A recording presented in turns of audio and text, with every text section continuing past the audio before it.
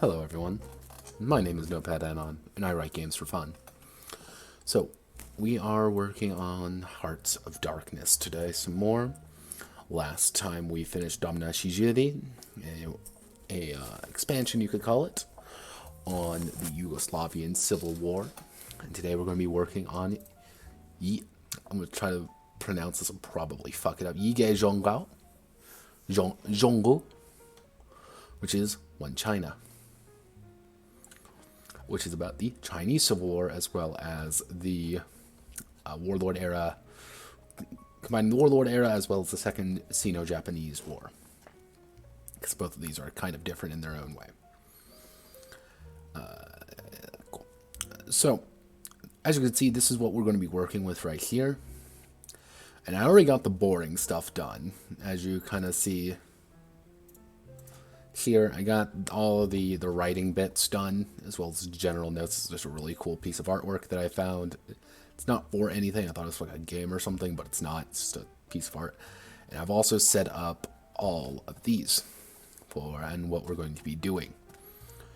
So, if we go back here, we're going to, and as a side note, in this section in the main book, the expanded rules, I put everything together and integrated anything I needed to from Domna Shijiri, as well as fixed things, and broke all the expanded rules into large-scale warfare editions, new character options, expanded armor and personal equipment, and we struggled together, deeper faction management.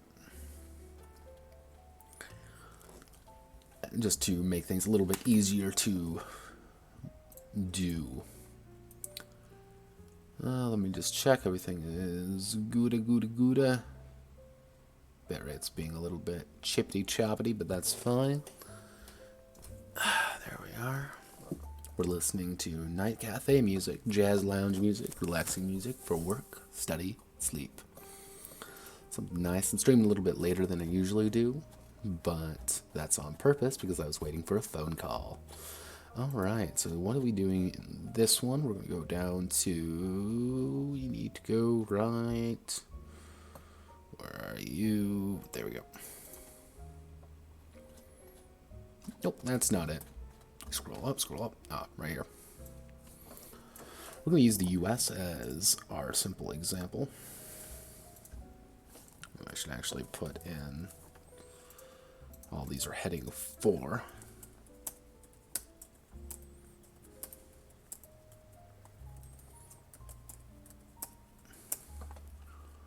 And for the sake of sort of paragraph A to Z,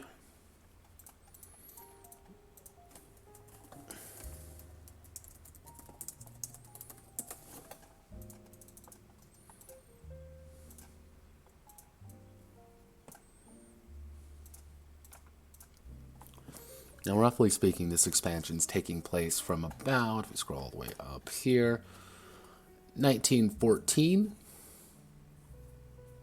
to about you could argue to about 1950. That's the full extent. Even though I would recommend you choose either Warlord era or you choose the second Sino-Japanese War.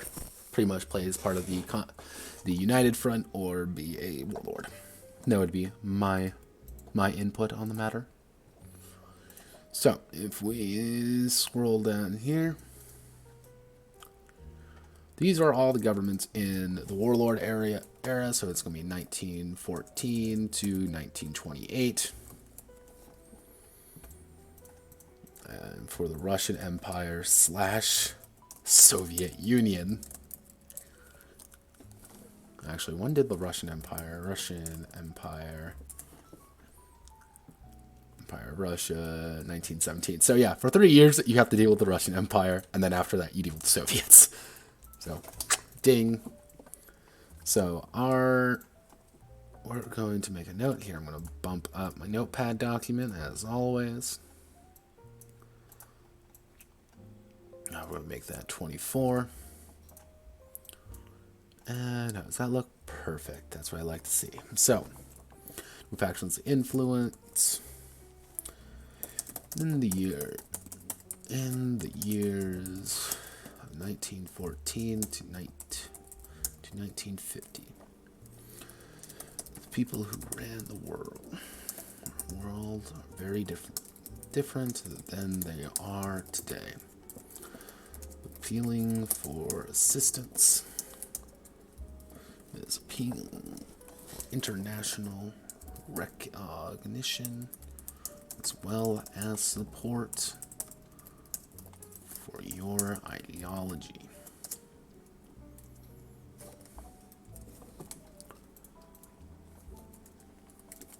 There we are. Factions to influence warlord era. So the Beijing government. So if we go down here, I'm going to say copy paste. Right there, Yinggaojing. So the Beiyang formerly under. Let me see if I can get his name right. Yuan Shikai. Yuan Shikai was actually a really interesting dude. Yuan Shikai, the Beiyang government has been rapidly falling apart under pressure and interfactionalism.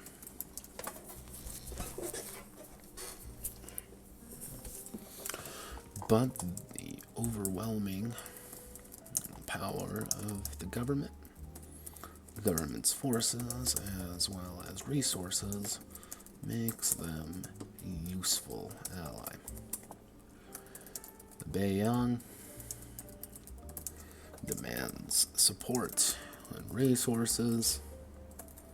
The Beiyang's objectives are to crush opposition to their government.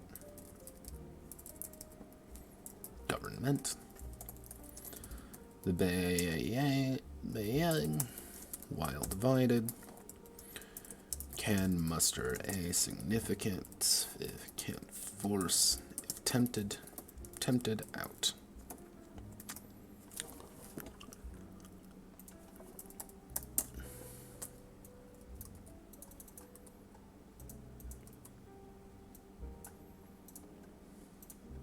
Beiyang government.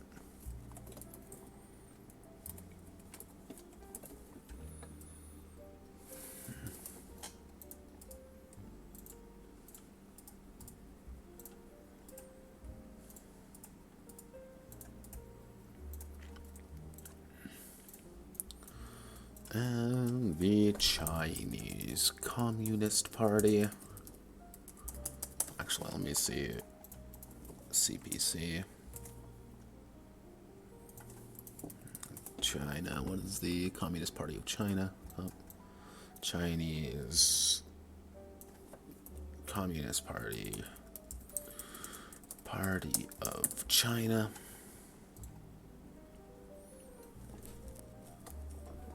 Let me just get the exact.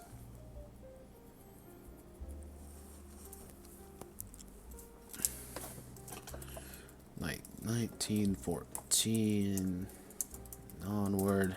Yeah, I have to put these notes here. Is Chinese Communist Party of China, 1917 and onward.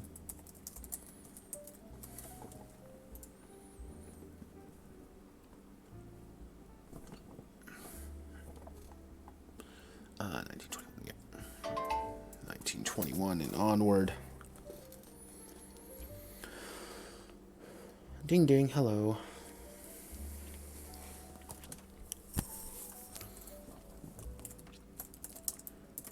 The communists were born out of the 1917, let me get the exact word, 1919, May 4th movement.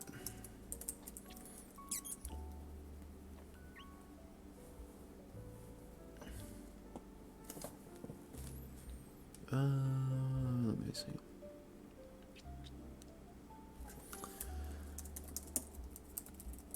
Yeah, this would gain traction through the years to become a major power and eventual major power in the warlord era. CPC demands assistance, wealth, and resources. The CPC's objectives are to alleviate the problems of the common man, as well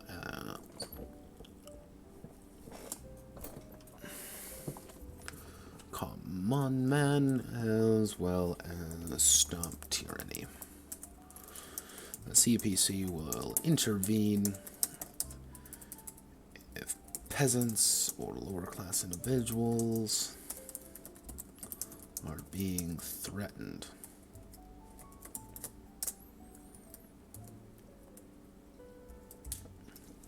They have numbers.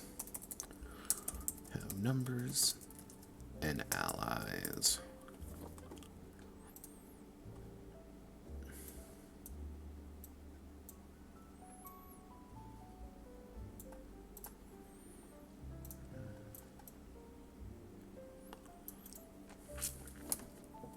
Side note, in 1927, the official break-off with KMT occurs, after which they are pretty much pariah in the Chinese political sphere.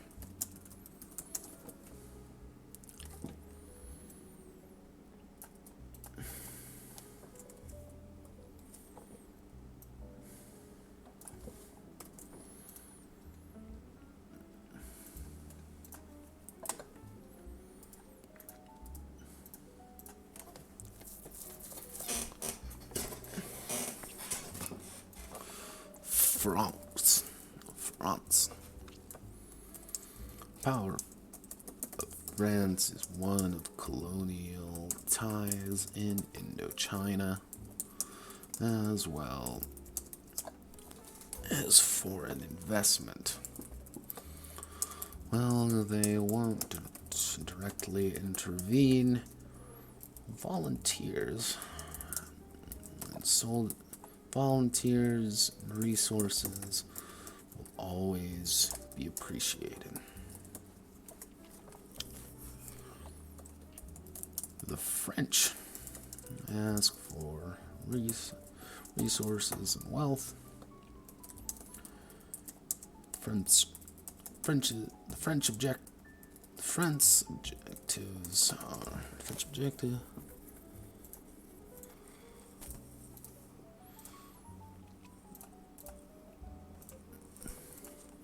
objectives are simply maintaining the status quo and assisting in their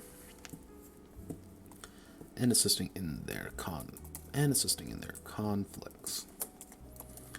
The French will not personally intervene, but may assist enemies if prompted.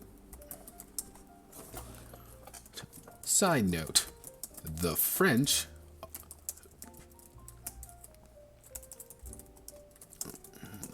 are going through World War. Let me get the exact World War I years. During 1914 to 1918, faction may dedicate up to a company of volunteers for French forces.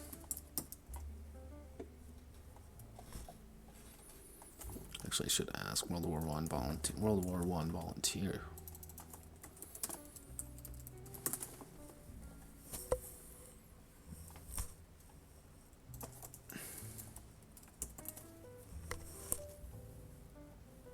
The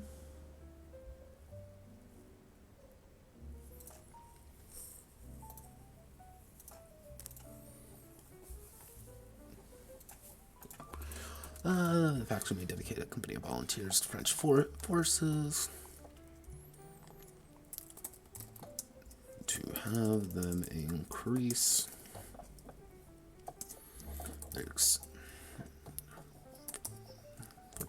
French forces during this time. They cannot be recalled.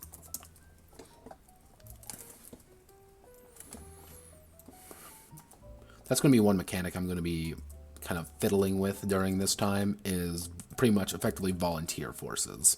Kind of a lighter version of them as what they will be in Angels and Demons. Let me actually... Survivors and Slaughter, F, preliminary goals and notes.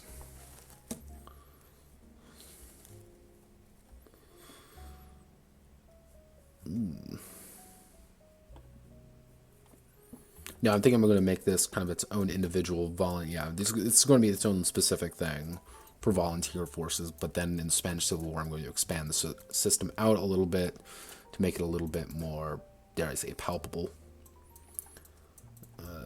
Contract signed by specific factions. Okay. Make it a little bit more in depth of what you get, because it's going to be part of the Lend-Lease system. This is going to be its own independent system, so I guess I'm going to have to integrate that in. So, Germany. The German Empire.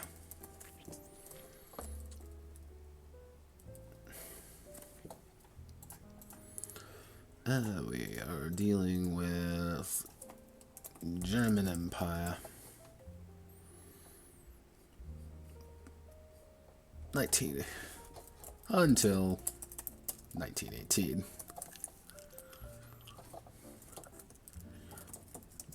Germany is a military powerhouse.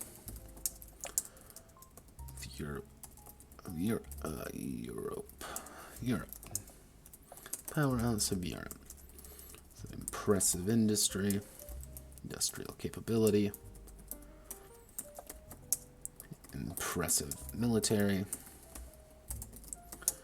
and an extensive backgrounds, warfare. Germans, the ultimate fighting machines.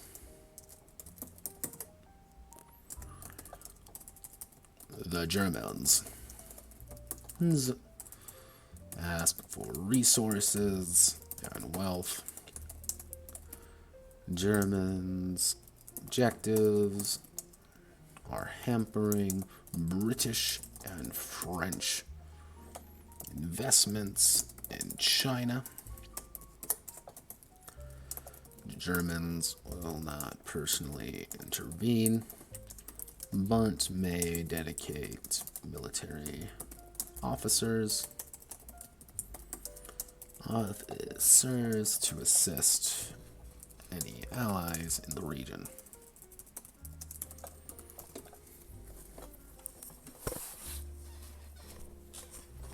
Side note: Germans will probably collapse horribly in pain. Actually, no. Because I'm going to have to put in a side note being this, like, historical struggles in the EU, because I'm going to have to fundamentally address that issue. Yeah.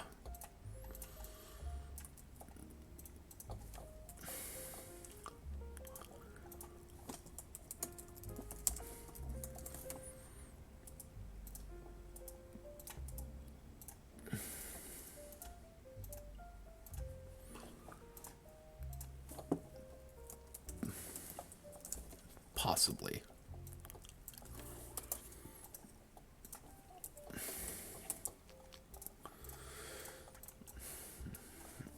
Great Britain. Praise be to the benevolent. Glory of the Union Jack. a force that brought China opium, stole our ports, and overall likes to extort us for resources. The British, which are the colonial masters of the Chinese sphere, with vast power and resources at their disposal. The British asked for wealth and resources, wealth and volunteers. The British objectives are to sell goods and make a profit. The British will not intervene unless personally threatened. By a warlord. And I should actually, yes, I know. I'm actually going to take that out, and I'm going to just have a general note at the very bottom being like, yeah, no, this is a thing that's going to occur.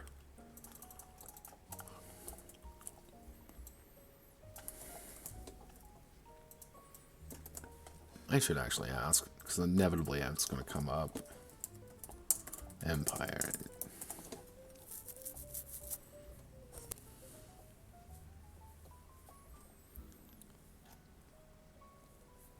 Yeah, no, it's literally just nothing. The Ottomans don't really have any influence in China. I'm going to pop some inspiration juice. Good shit, yo.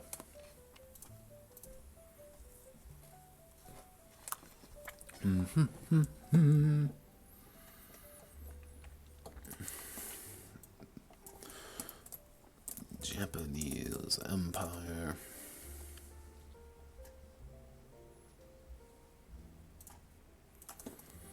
Japanese Empire. We have to do Meiji or, no, we have to do Taisho. Yeah, it'd be the Taisho era.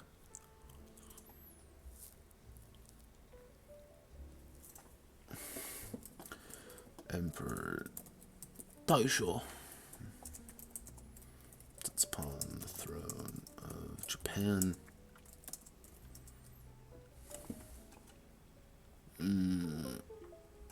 Hey, mouse. There we go.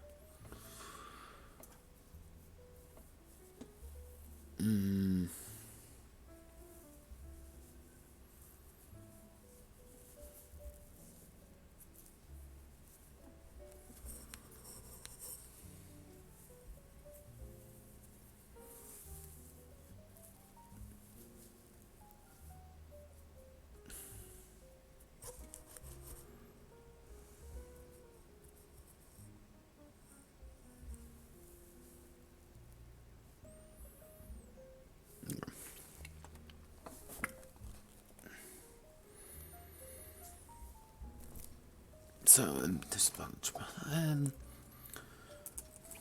and has joined the Allies against the German Empire.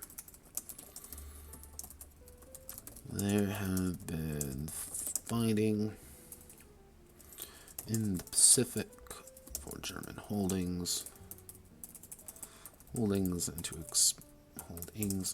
expand their influence.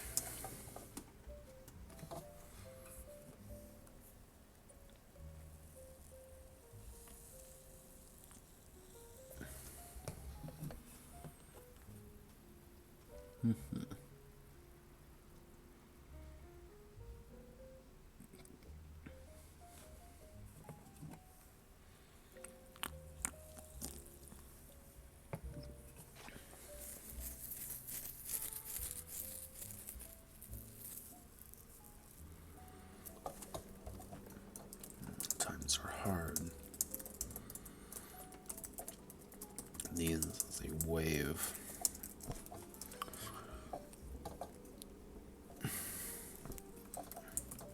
Ideas and thoughts flow through the country.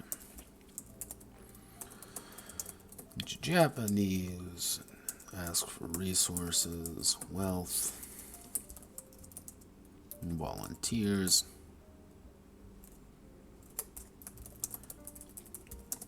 Japanese. Let me see, the fighting force and the Japanese objectives are to expand its influence in China and abroad. The Japanese will not intervene in China yet.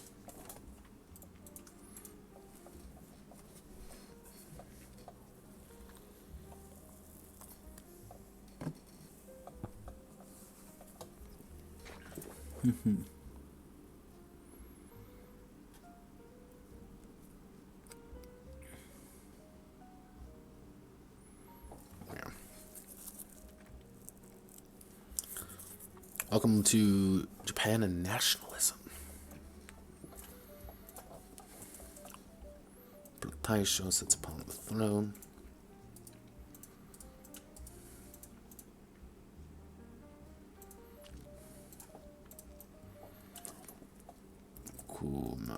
Kuomintang, let me see, KMT government. Not KMTT, KMT, Kuomintang. Kuomintang government. The southern opposition to the Beiyang government. The Kuomintang government is the forefront of a more democratic, republic-based system for China. They have allies across the spectrum and allow petty warlords to operate freely. The KMT asks for assistance, resources, and wealth. The KMT objectives are to oust Beiyang, as well as secure its own borders. The KMT will not personally intervene unless the Beiyang are involved.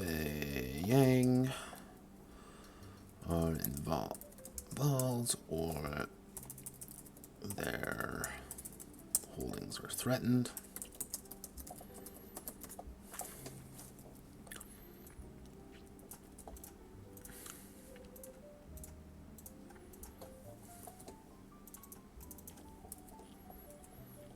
Yeah, the Kuomintang was actually a fairly fascinating government because it really did kind of go all across the sphere of.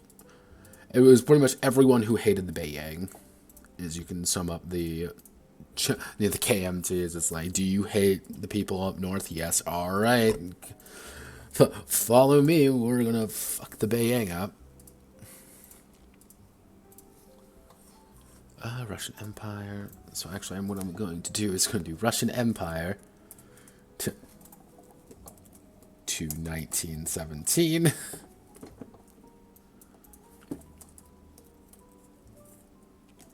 Post 1917.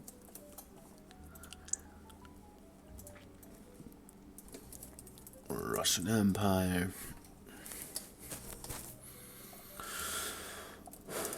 Russians and Chinese have never been close in relations, but with recent events in the world, the Russian government under Tsar Nicholas are willing to forgive old slights in exchange for assistance in their war against the Germans.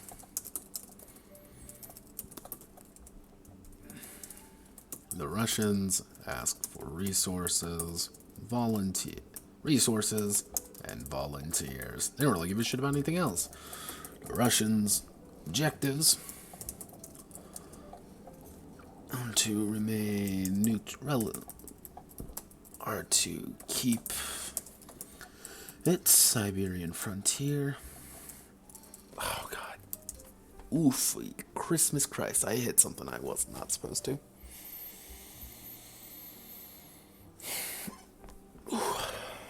Keep its Siberian frontier secure, as well as win the war. The Russians will not intervene unless threatened or are convinced to give supplies to. Yeah, the Russians are kind of like the big bear that doesn't really give a shit. They're going to sit back and they're going to look at you and being this like, are you bully? Are you going to hit any of me? No? Okay.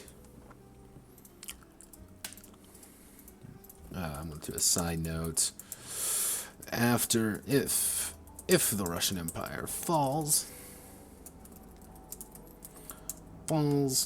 then White Russians will be a factor and be asking for the same things.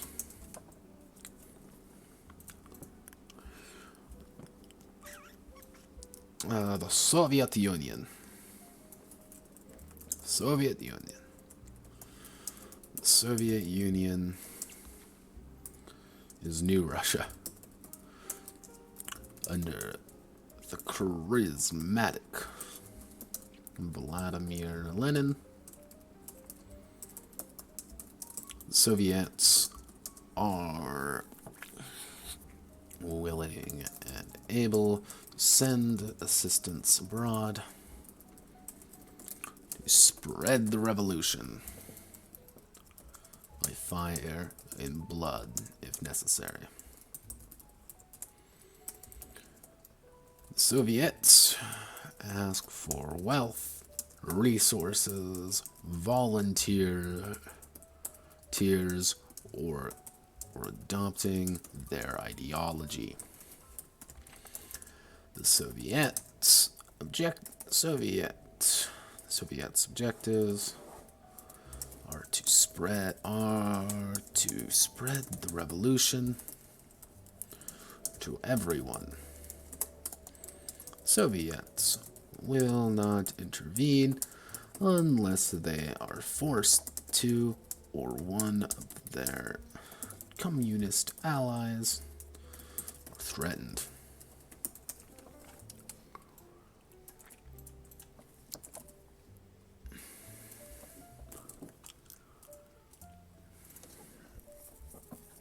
The United States of America. America.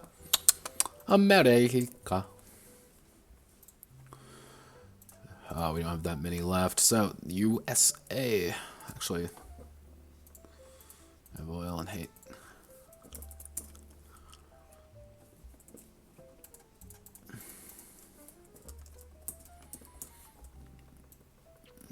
U.S. objective to increase their interests and holdings in China.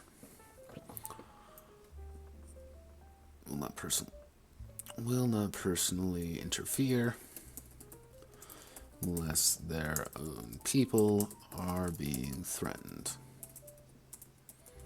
Attend, but can and will send military advisors.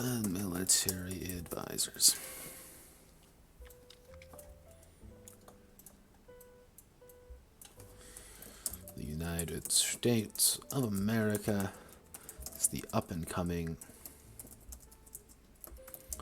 state of the world. Not personally involved in World War I.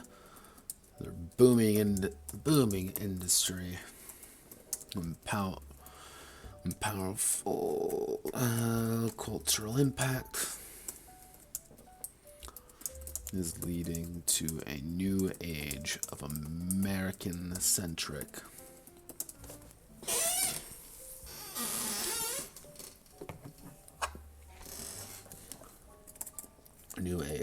American thought.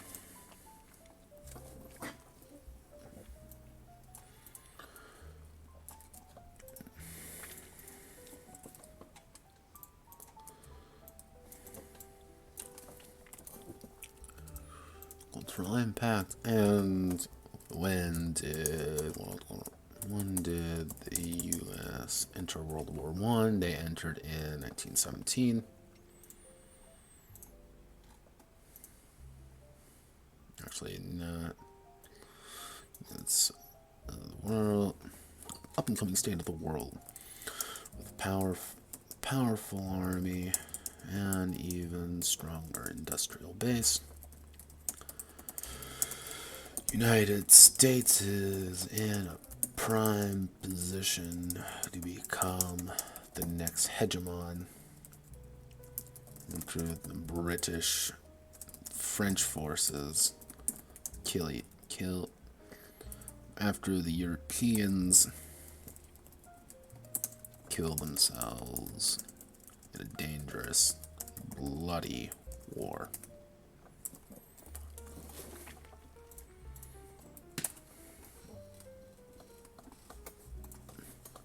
Side note: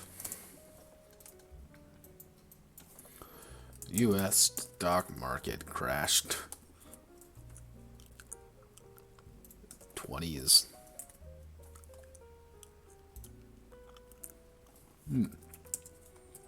Actually, no. 29 doesn't really matter. Now we have to deal with the Second Sino-Japanese War.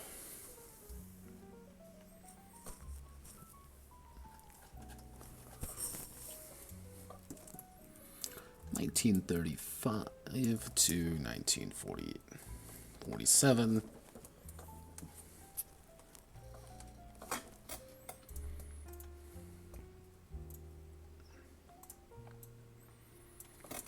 The Allies. The Allies composed of Great Britain, France, actually composed of the British, Commonwealth, France. Actually, I should actually Google that. Allies during World War II.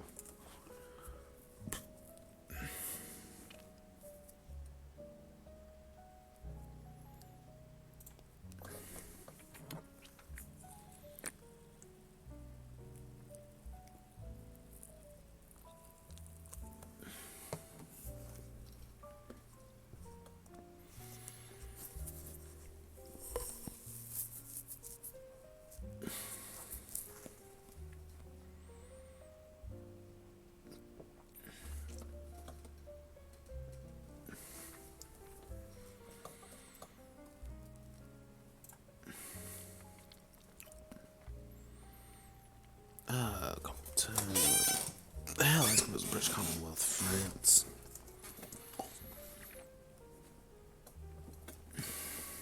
And the U.S. post 41.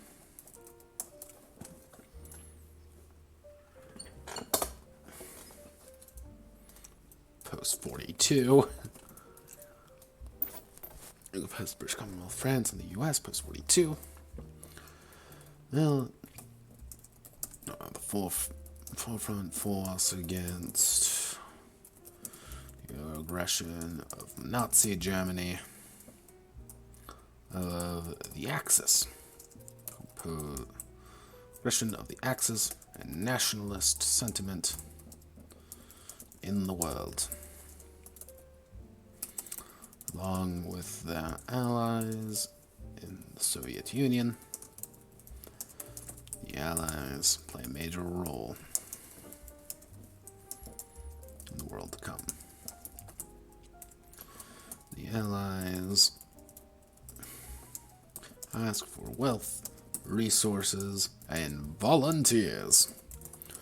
The Allies' objective is to defeat the Axis powers. The Allies will not intervene, but can offer military assistance if need be.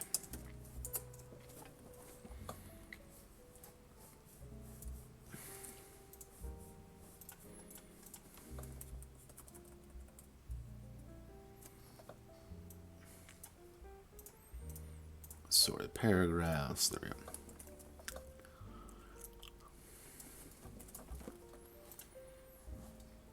Now you may be wondering why I'm not putting, China and things like that on, because one, you're going to be playing in China, and I don't want the United Front to kind of be its own. I want the United Front to be kind of its own thing, i.e. under the KMT.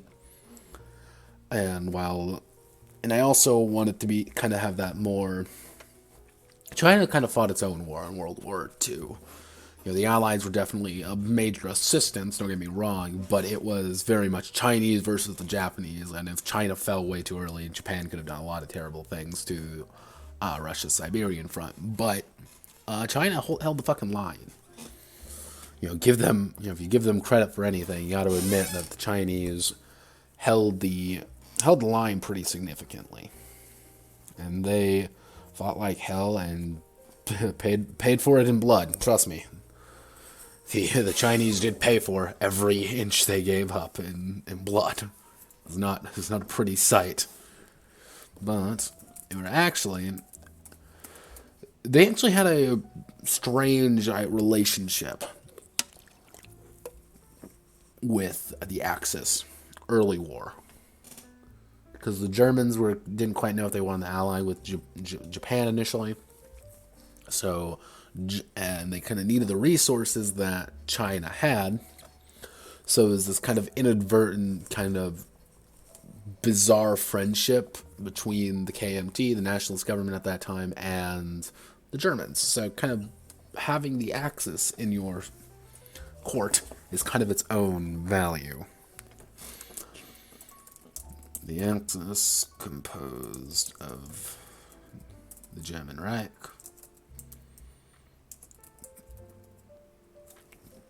what was the exact Kingdom of Italy?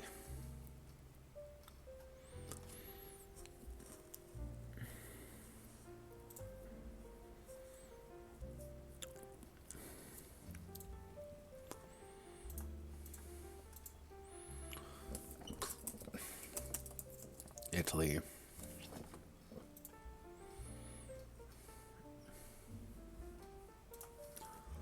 Axis.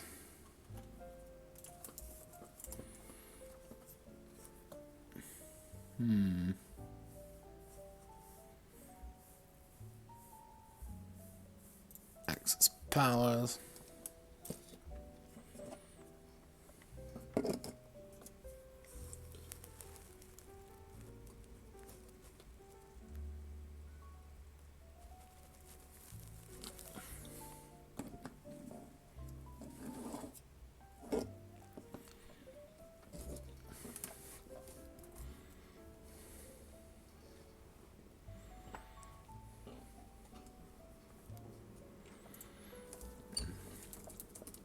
Various other smaller Eastern European puppet states.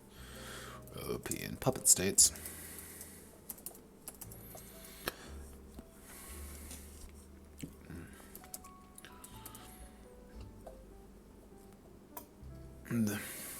What?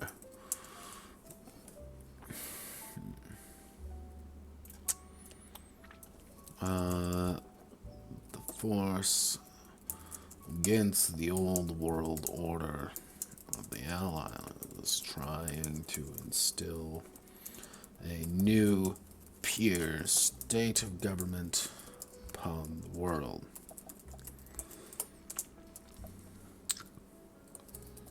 They fight against the Soviets as well as the Allies. The Axis demands resources. Axis's objectives are to beat the Allies and crush their opposition. The Axis will not directly intervene, but after 1940, the Tripartite Act, after 1940, the Axis will formally ally with the Japanese Empire.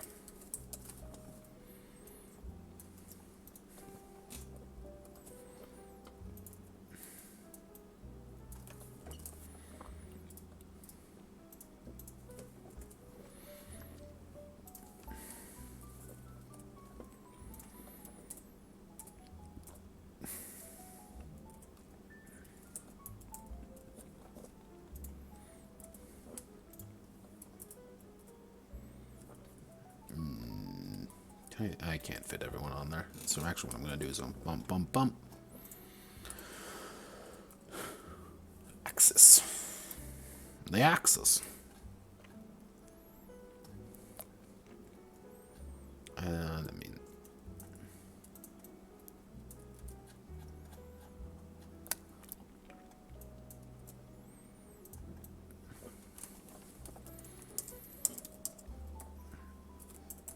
one half of the Chinese United Front, CPC, is a force to be reckoned with. With large popular support and a growing base of armor, and supplies. The CPC is a major contributor in the Chinese United Front, in the Chinese effort to resist the Japanese.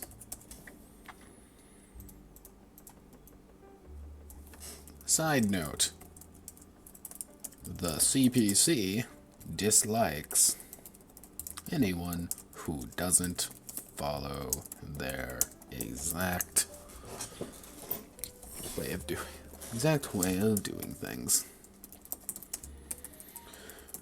and will attack fellow Chinese forces for not following them.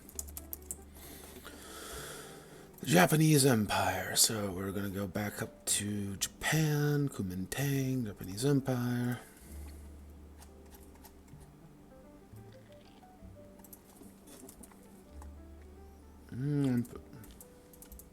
Showa. Sits upon the throne. Japan has joined the Axis. And it's invaded Manchuria, as well as northern China. They seek nothing more than to eradicate Chinese sovereignty, and install the late Puyi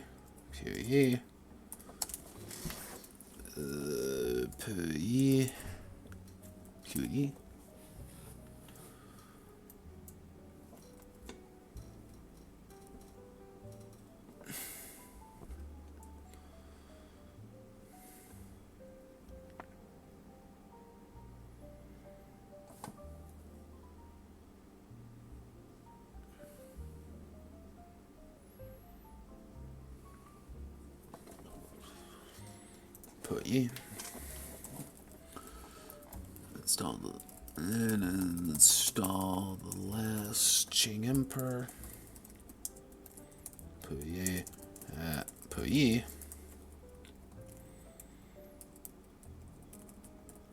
As a puppet. As a puppet ruler of China to assist in the Japanese war effort.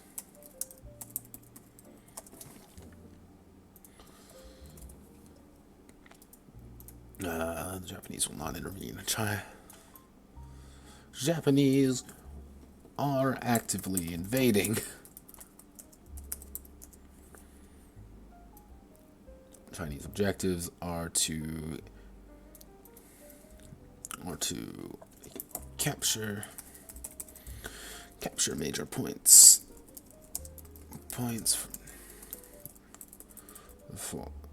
to assist in the conquest of China. The Japanese ask for unconditional surrender and forced cooperation.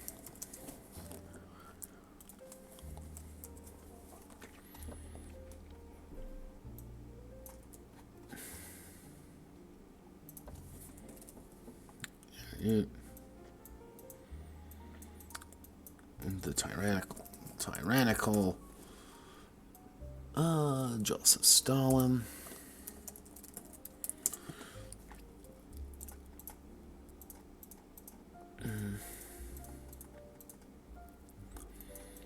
Revolution to everyone.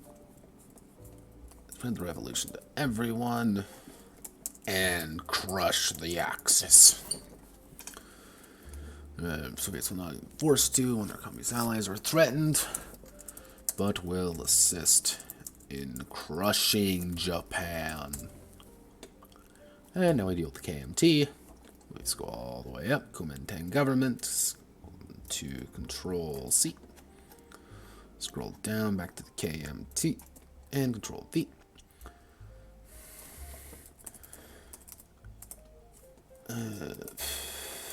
The nationalist government is one side, is the second side of the Chinese United Front, a major power player under Chiang Kai-shek. The nationalist government fights tooth and nail against the Japanese. Encroachment on Chinese soil. Objectives are to stop Japan and unite China. KMT will assist its allies in the field against the Japanese. But not against other Chinese factions. Oh boy. Okay, we managed to rip through all of that. So let's hit this button.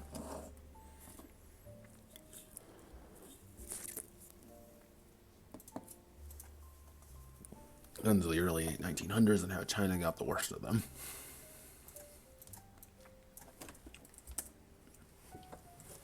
And beyond. It is no secret that China received poor arms from abroad and surplus supplies, forgotten good armaments, or anything that the Allies, Central Powers, not the Allies or Central Powers, could sell to them.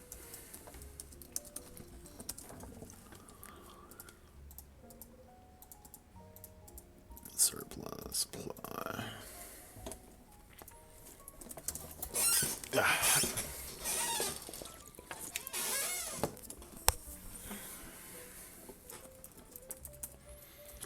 Weapons used by the Chinese are rarely in good condition, and are rarely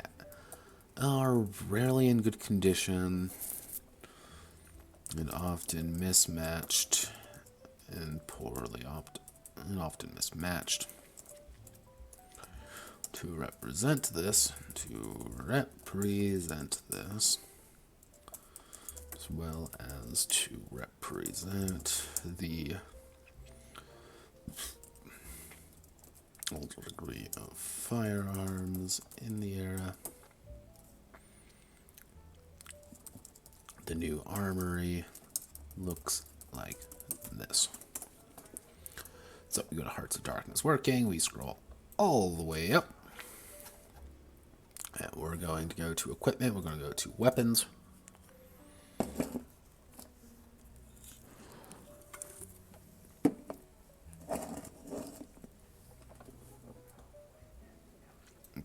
We're going to have new assault weapons. Haha, except we don't have any of these. We don't have any of that. We don't have any saws. We just have your basic assault rifles, which do a pitiful amount of damage. Chinese weapons used in World War II. Chiang Kai-shek. Yeah, the Chiang Kai-shek rifle. Let's see. Some Mausers, submachine guns, lots and lots and lots of rifles. China, Czechoslovakia.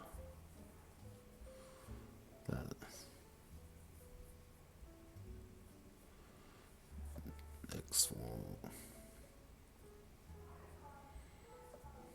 Bren guns.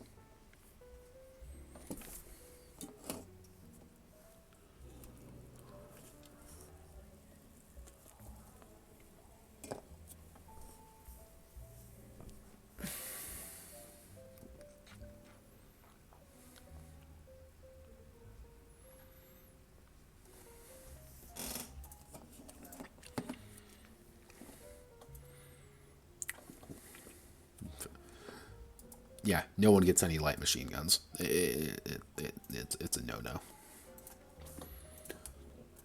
And we're actually going to bump the damage down one, but we're also going to make the 2 hit a little bit easier because these things are pretty fucking massive, but they are pretty efficient, unlike the massive chain guns we have these days.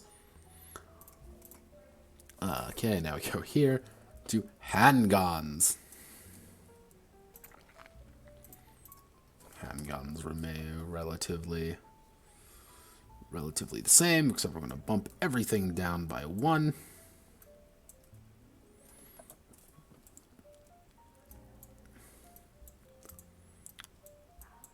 Yeah, we're going to do that. That works. Light handgun. Yeah, no. Auto pistols were bad. Give me an auto pistol.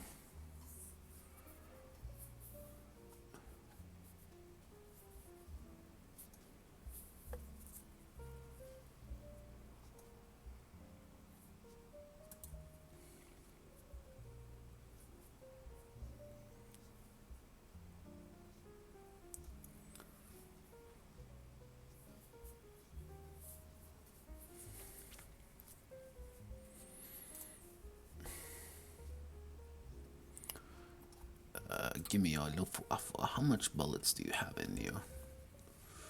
Cartridge. Let me see. 10 rounds. And by a stripper clip. Okay, so 20 and 40 rounds. We're just gonna make it 20. Magazine capacity 20. Fire rate 10. Range 7. Range 50.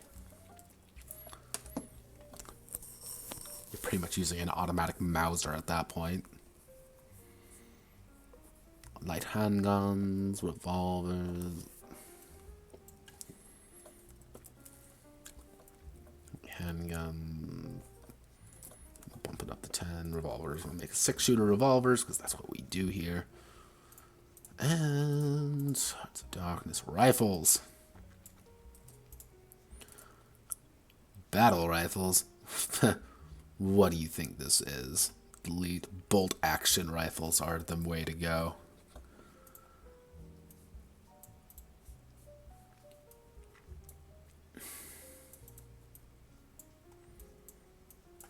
-1, obviously. Lever action, carbine, bolt actions.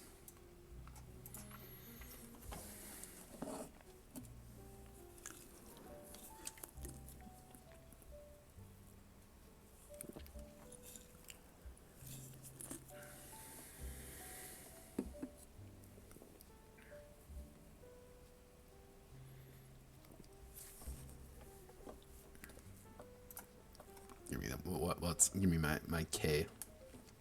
K98. Let's see, feed system 5 rounds. Cool, I can do that. Bolt action rifle 5, carbine, carbiner.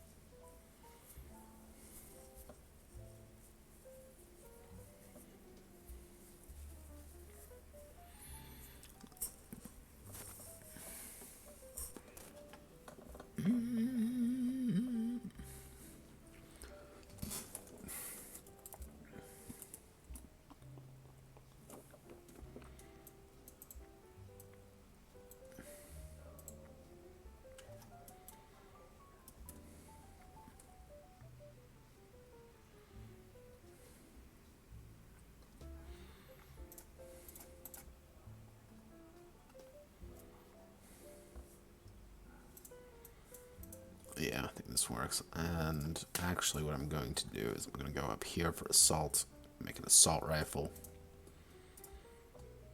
Insert row above, paste that. We're going to reduce that down to about 300. We're going to reduce that down to 4d6. Because they may not be used very often, but again, I have to have them just for the sake of having them for the Stig. Stumawaffa. Stumgwa.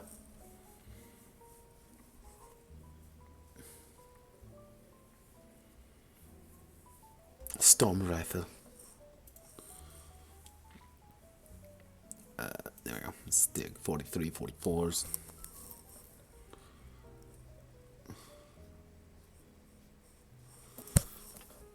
And I'm actually going to put a note here. Insert footnote post 44.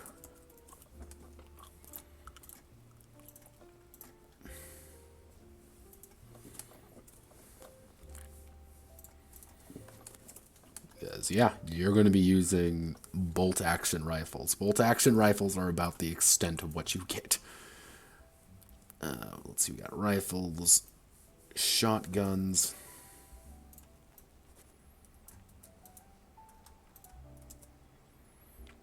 No automatic shotguns. Lamau, thinking there's automatic weapons at this point that aren't crap.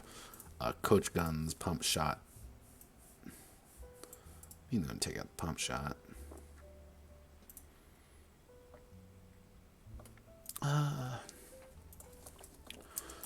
Trench guns.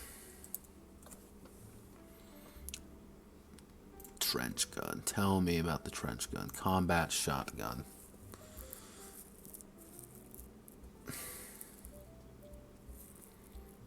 Winchester. Tell me about the Winchesters.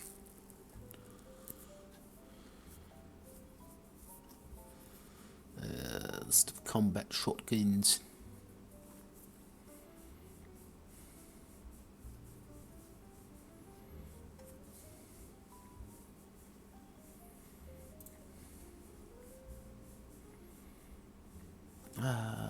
Rifles.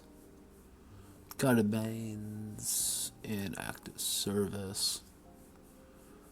Ithaca, Remington, Steve Winchester.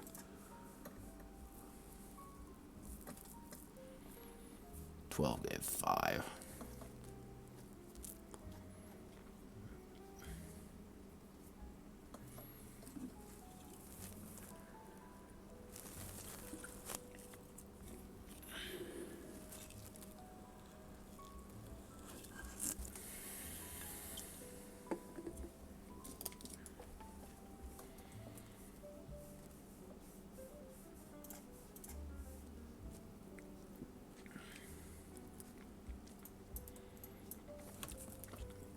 Yeah, 66 rounds. 5.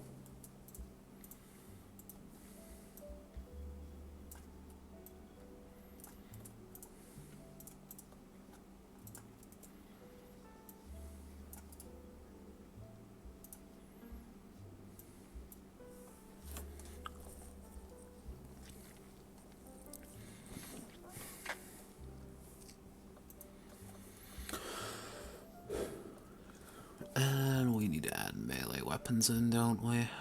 Melee.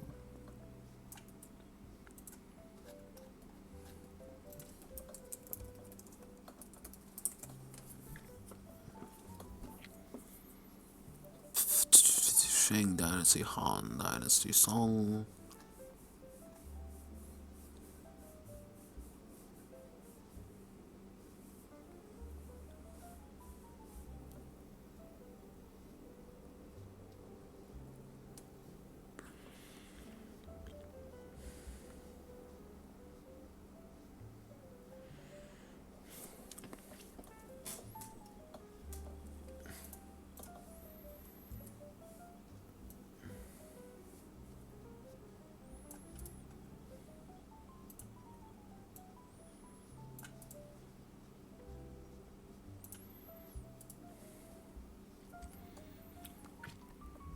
Insert row below, insert row below, insert row below.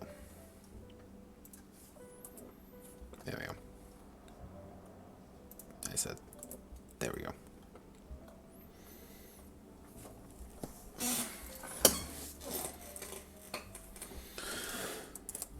Melee weapons, knife. So we want to do Yidao.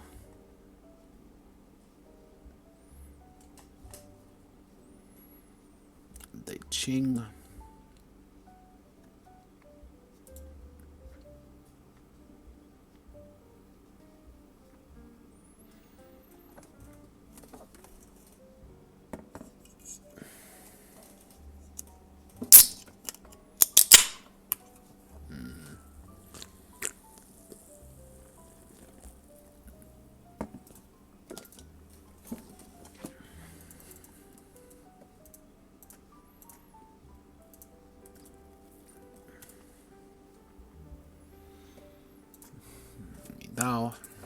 Meow Dao. To hit bonus, -1. It's going to do toughness +2 damage. Two-handed. It's going to do toughness +3 damage. And Jean.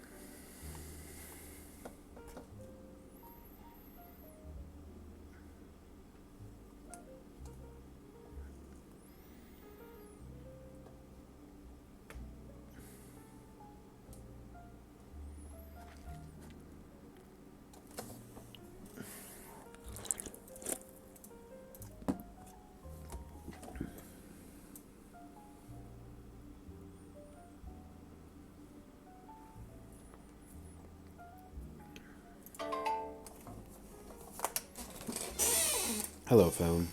What do you need?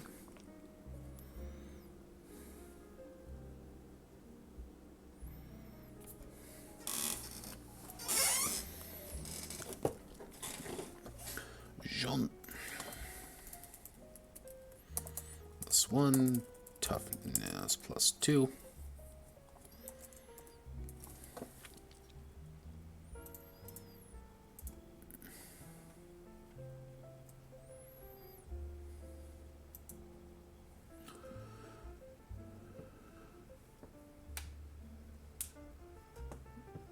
Let's see, what am I looking at? Republican era.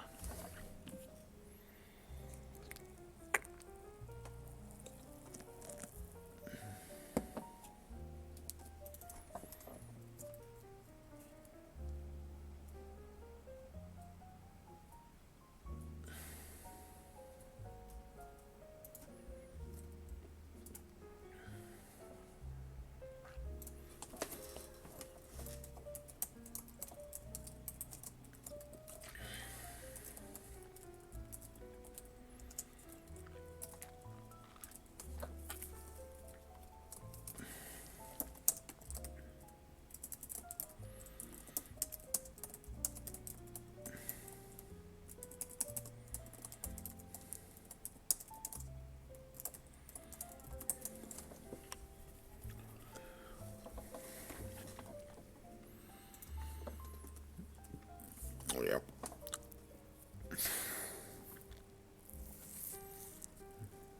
There we all go. So we added more weapons. See, we've been streaming a little over an hour. Screw it, let's continue. Let's see, we got all this fun stuff done. Ideological shifting, ideology and ideological shifting. Let's see if I can't get all this stuff done. Normal text. Huh. Yeah, okay, weird. Ideology, ideological shifting. And we go here. Throughout the conflicts in China, the faction's ideology will be its most defining feature. The overall ideology of the faction will determine who is willing to assist it and who they are willing to listen to.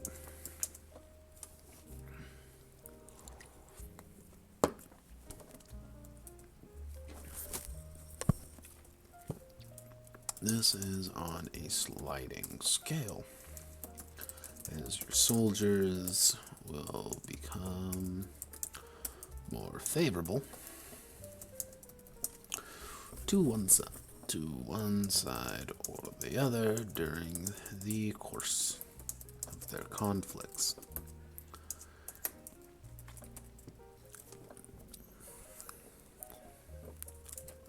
However, with time,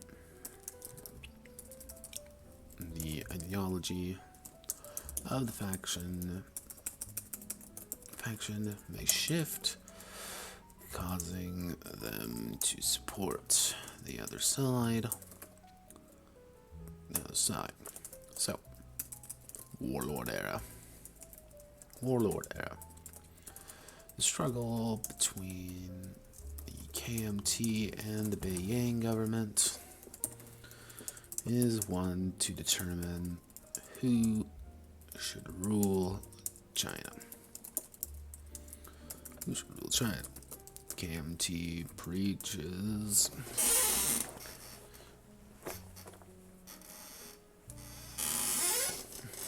a return to a republic and democratic elections, but are more than willing to make concessions to petty warlords and third parties. The Beiyang government is slightly more unified, and has a distinctly authoritarian predisposition toward the fate of China. Beiyang government. Tell me about Beiyang government.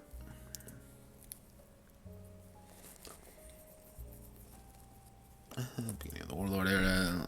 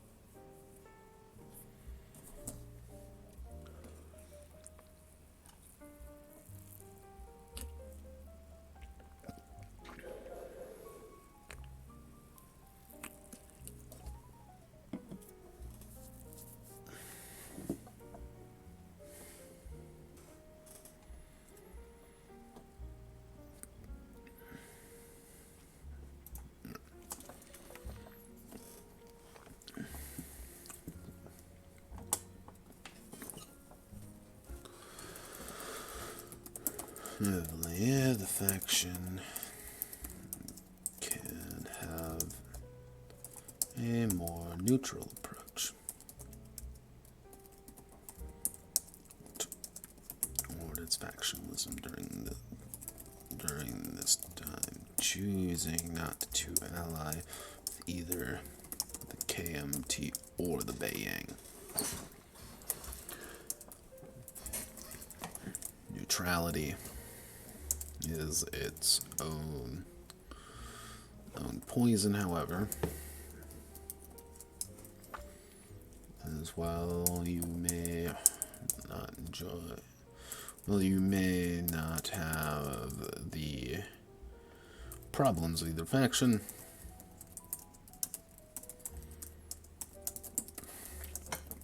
You don't have the protection of either as well.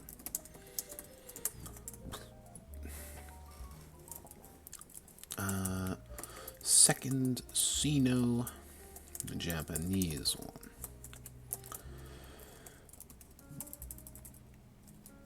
The ideology is present in the Second Sino-Japanese War.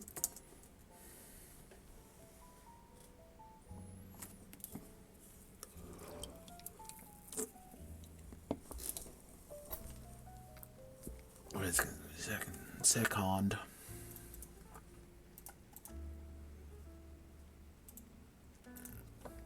These are both far simpler and far more complex.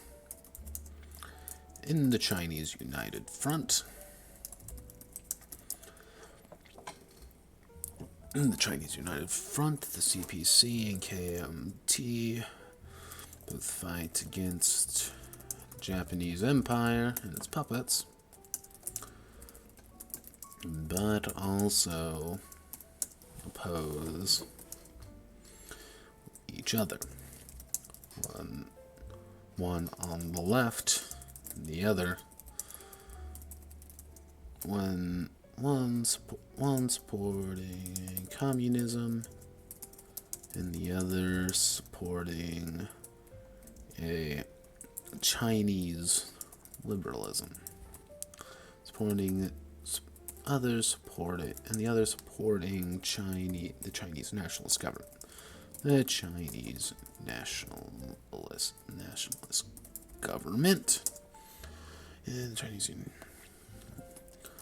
On the other side of the lines, the Japanese Empire has its puppets in Manchukuo.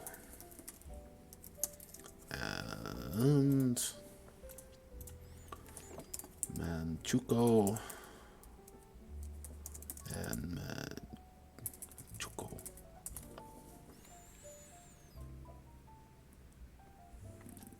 Puppet state of the Empire of Japan, Manchu Mandarin, Manchukuo 1, puppet states.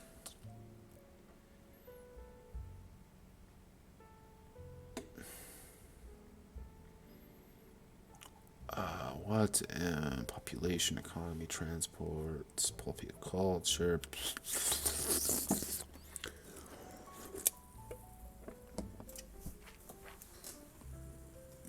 Mingjong. Manchukuo.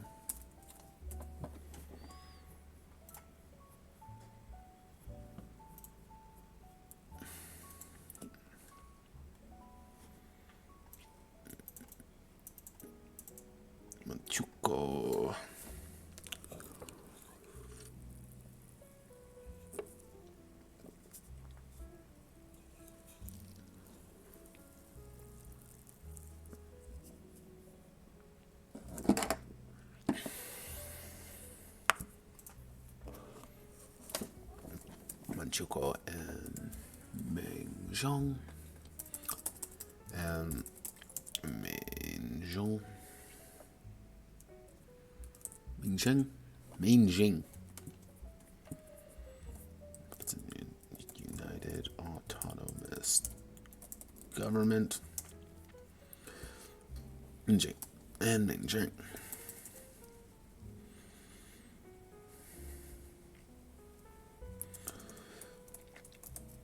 The ideology of Japanese superiority,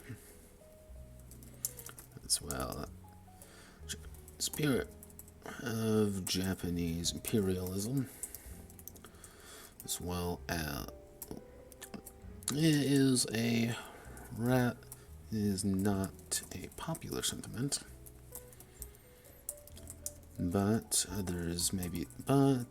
some may be swayed into believing that Japan can fix the sins of the Chinese government,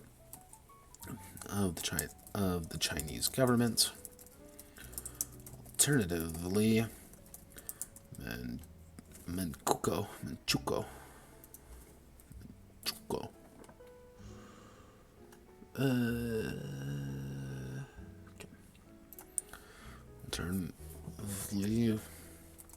Alternatively,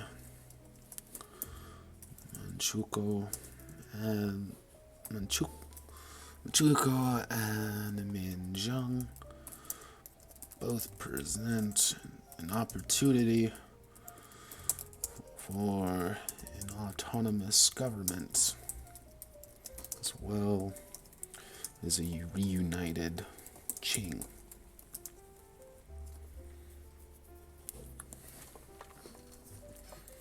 There is no neutrality in this conflict. You fight for the Chinese United Front, forced to pick a side between Chiang Mao or for the Japanese Empire, choosing between Hirohito and Puyi.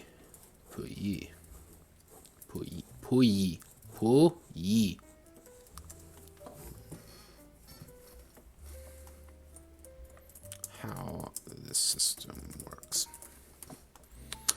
I'm going to paste all these in, though, before I do. Oh god. There we go. Paste everything in, though, just so I don't forget. Warlord heading to, and Second Sino-Japanese War heading to, hit the little back button to make sure all my problems go away. If you haven't realized, I'm getting very tired as of right now. Minjiang Autonomous Opportunity Chinese UN United Front. How the system works. Actually, influence. As the characters perform missions and assist factions, the loyalty of the men fighting under them, will change.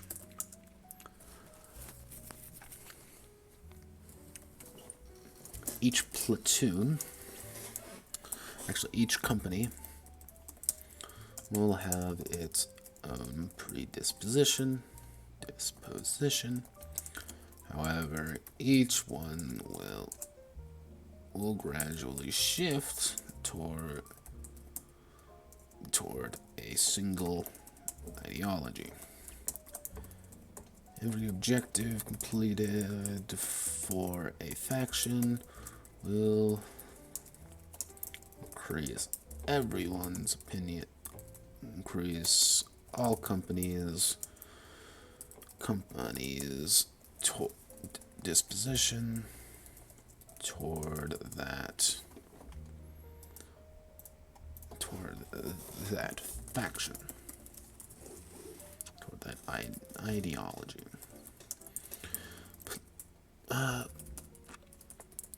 At 5,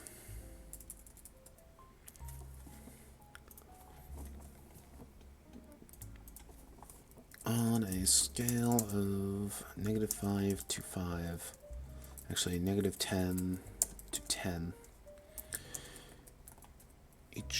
on a scale of 10, each company will have its own predisposition toward that ideology. At 5, the ideology is the dominant one in... Actually, I'm going to do that at 7. The ideology... Actually, what is lucky Chinese number?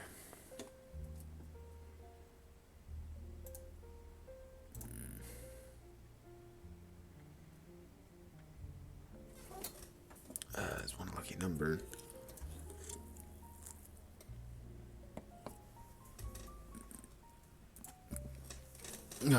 Give me the luckiest number in China.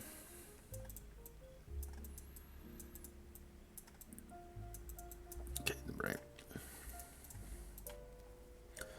At 8, ideology is the dominant one in the company, and they are sworn to it, and cannot gain any more ideology in that specific in others.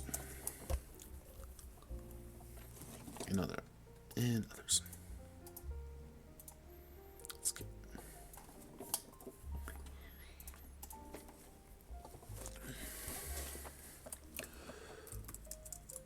actually on a scale of 10, so you can reinforce that so they don't fall. When a company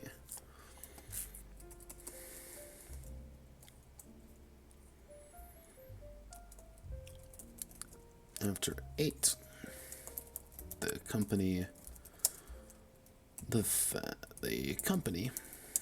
actually no, the faction will lose morale if going against a company's preferred government. Going against a company's preferred ideology.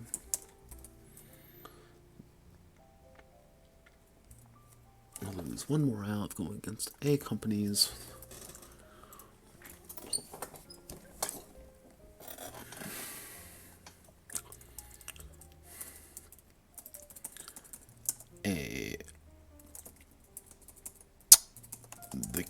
actors may opt to perform a purge, which reduces all influence among all companies by 2.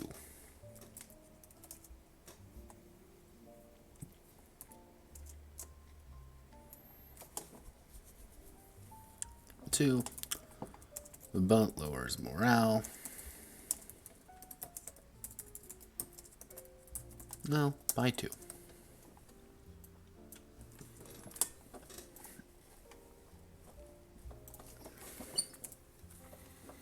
So the intent with influence is pretty simple.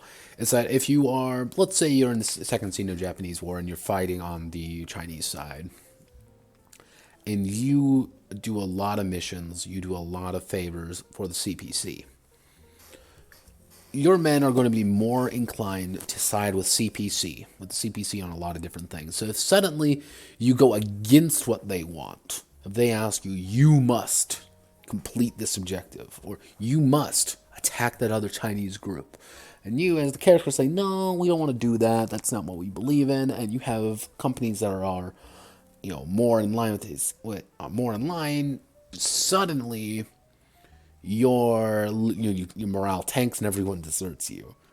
So you need to manage where your allies' loyalty lie. Or do they lie with you? Do they lie with the communists? Do they lie with the nationalist government? And you could have situations where your soldiers have multiple loyalties, such as if you get a company of soldiers from the CPC. Obviously, they're going to be 8, but you also are primarily working with the KMT, so half your soldiers are very much in favor of the KMT, and half of your soldiers are very much in favor of the communists. So you have to kind of work on this, like, what's the plan here? Or mostly when you get in the earlier era, the warlord era, you have to sit back and say, well, I think I have to do a purge because half my soldiers like the communists, half my soldiers like the KMT, half my soldiers are KMT, a quarter of my soldiers like the Beiyang government, and a quarter of my soldiers are fucking communists. So I gotta purge everyone. Anyone who has too high of an ideal somewhere, they'll line up and get shot. It's not pretty, but that's kind of how influence works. Influence is good and influence is bad. Like, you want to make sure that you're kind of influencing the government that you want to see. So, new control zones. During the Sino-Japanese War, during the second, the second Sino-Japanese War, there are locations that the Chinese people know that the overwhelming Japanese presence does not. When fighting against the Japanese, the faction may move into POIs, which are labeled POIs, which are Chinese exclusive. These Chinese exclusive zones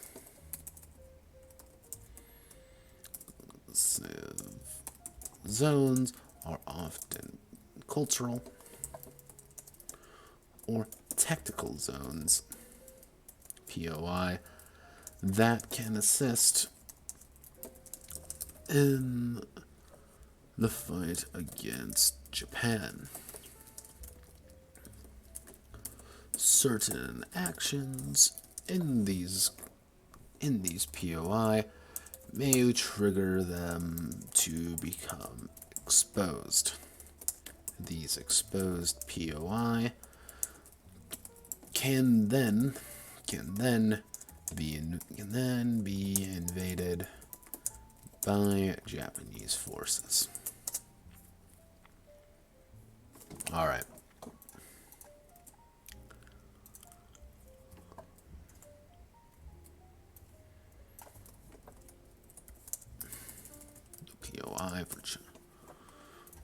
Chinese factions. Alright.